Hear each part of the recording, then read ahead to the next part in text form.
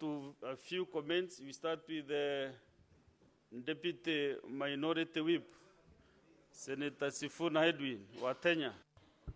Thank you very much, Honorable Speaker. Allow me to make brief comments on the statements by Senators Hamida and Senator Mundigi regarding the challenges facing the SHA rollout of the new Social Health Insurance Fund.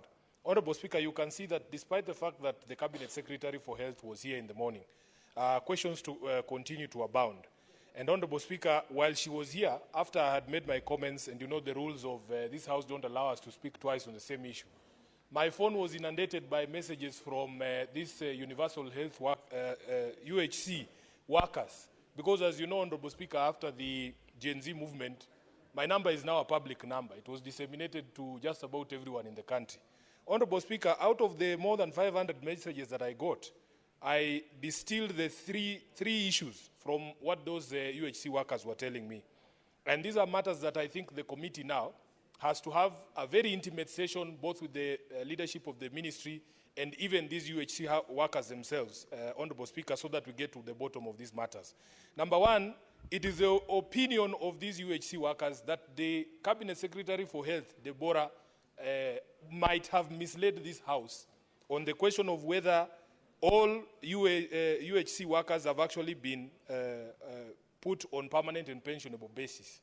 That in fact, Honorable Speaker, the ministry only confirmed the people working or the UHC workers at the national hospitals, and that in fact 8,572 of those UHC workers are still on contract for the last 5 years.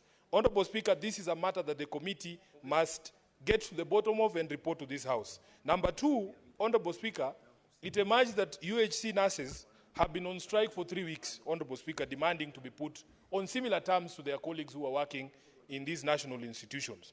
And Honorable Speaker, they are saying that the ones who are not put on PNP, although they do the same work, in fact, they face the same workload, they are being paid up to a quarter of what their colleagues are earning because of the status. Honorable Speaker, they also told me that they have not been paid gratuity since the days of Corona in 2020. These are the messages that I received on my phone. And I'm hoping, Honorable Speaker, that when the committee sits down to deal with these questions from Senator Hamida and Senator Mundigi, that they will deal with this issue. Lastly, Honorable Speaker, I could also discern from those messages that the UHC workers are saying that there was a supplementary budget that was passed in the National Assembly for absorption of UHC workers. They just want to know, where did that money go? And unfortunately for me, Honorable Speaker, I had already spoken and I didn't get opportunity to ask that question directly to the CS. But now that this matter has come up again and it is being committed to the Committee of Health, I would want to encourage the Committee of Health led by Senator Mandako. Let him invite these UHC workers in the same room as the Cabinet Secretary, because, Honorable Speaker, the only way to get to the bottom of the truth when there is blame game, and they're also saying they're tired of the blame game between the government of Kenya, the ministry, and all other players. Can we have all these people in one room with the minister and let them get to the bottom of these issues? I thank you, Honorable Speaker.